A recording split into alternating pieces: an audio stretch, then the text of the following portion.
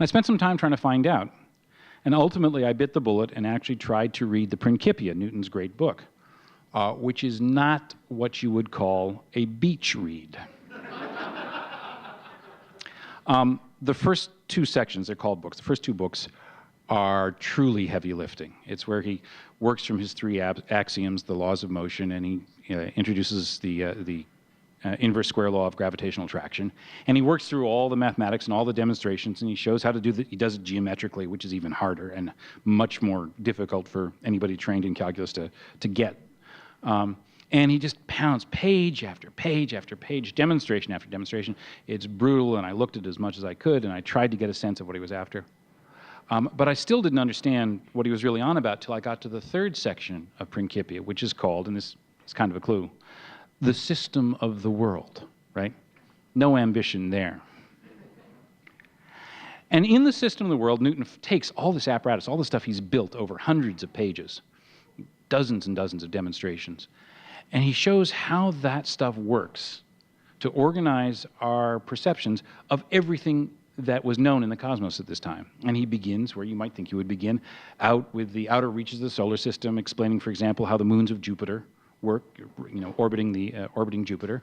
And he comes closer and he talks about the motions of the moon, so we're getting closer to our home, the Earth. And then he brings it literally down to Earth with this, stunningly beautiful, wonderful description of how tides work. You might think, by this time I realized there's actually a narrative structure. Newton is telling a story. And you think that's probably the end of the story. It goes from the outer reaches of what's known of our solar system down to where you can stand on a beach and get your feet wet. It's done. Except Newton wasn't done. He went on and he started talking about comets. And not just any comet, but the comet of 1682. And the 1682 comet was interesting because it didn't do what Halley's comet did, the comet of 1680. It didn't go round and round and round and come back in a nice sort of closed orbit like that of the planets. This one came from out there, swung by our little planet, went around the sun, and then just went off in that direction, never to come back. And Newton showed this by getting all the observations he could find. You read it, and it's like the begats pages in the Bible. It's just one damn listed fact after another, observation after observation after observation.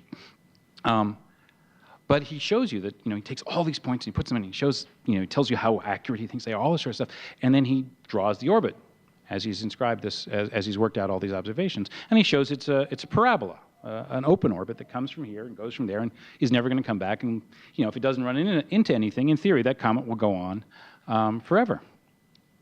And then he takes just a handful of points, just a few points, and he uses all his mathematical apparatus to calculate what that orbit should be, to make a prediction. And amazingly enough, or not, because it's Newton and he was right, the orbit he calculates is a parabola, and it's the same orbit as the one that he derived by putting together all those observations. And that's when, for really the first time in the entire book, he lets his hair down. And I'm going to paraphrase this quote really terribly, but he says, a theory which can predict such a non-uniform motion and which agrees so completely with, is the same theory that organizes the motions of the planets, and that agrees so completely with observations, and this is the part that is, cannot fail to be true. This theory cannot fail but to be true. And that's where Newton is saying, yeah, folks, I've done it. This is the system of the world. This is the entire universe. Because think of a parabolic orbit. It starts over there.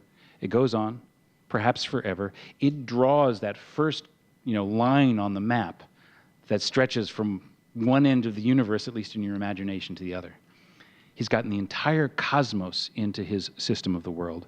And he's shown that the laws which govern from end to end of the universe are the same things that govern the tides that gets our feet wet and floats our boat. And he's saying, look, I've done it. It's over. It all makes sense. And that's the triumph in Principia, and that's the reason we think of Newton the way we do and so forth. But that still left me wondering about why he told the story that probably didn't happen about the apple falling in his garden when he was a young man. And after a little bit, it came to me, because the apple falling, what was important about that is it showed him, that was the thought that led him to realize that the same patterns that govern something as mundane as something falling from a tree were the same ones as that governed the moon falling around Earth. And it turns out when he finally worked it all out after 20 years of labor, the same ones that governed everything he could see in the universe from one end to the other of all that his God had seen fit to create. It all made sense. But it didn't just make sense as science, because you have young Newton in his garden, you have Newton the natural philosopher at the height of his powers, and you have old Newton, a year or months away from death, looking back and saying, my life made sense. You know, it all fit together. I got from that first intimation that we are connected, earth to the heavens, to the realization that we're connected all the way through, to the point that I've actually realized I did it, I've done it, I've made that long journey from that first garden in Lincolnshire to my aged garden in London. I've taken that long journey home. I think I got it. I'm thinking about that still, but I think I got it. And the reason I think about it a lot these days is I'm 53 years old now. I'm just a little bit older than when my dad died. And I've got a son of my own, and he's 11 years old, just about the same age I was at that dreadful time. And I tell him stories. Of course, that's what parents do. And sometimes I find myself attempting to commit profundity in front of him. Tell him something, this won't make sense to you yet, Henry, but it will. You'll remember this, and it'll make sense then. I say that. And he looks back at me.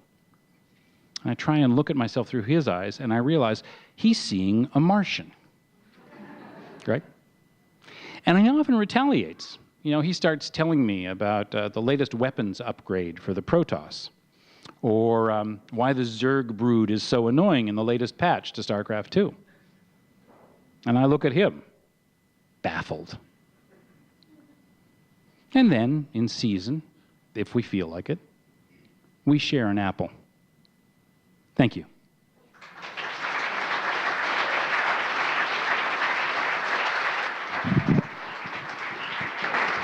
Tom Levenson. Tom Levenson sharing an apple. Thank you so much. So, Tom, if I'm right, there is a cutting of Newton's tree somewhere here in town. Is that right? Building 11 courtyard. Newton's apple tree. That's right. Building 11 courtyard. It has fruited once in 2006. Somebody immediately stole the apple. Yes. all right, great. That's MIT. All right. We're done, people. Yes. Thank you all so much for coming. That was a wonderful evening. We're going to let you out of here, but as you go, I would love a big round of applause for all 6 of our storytellers tonight for sharing. That's right. Thank you so much. John Durant, Phoebe Cohen, Ryan Sheeley, Eli Kintisch, Maria Ciampa, Tom Levenson. Thanks so much, guys. Come out, hang out with us after the show. Good night.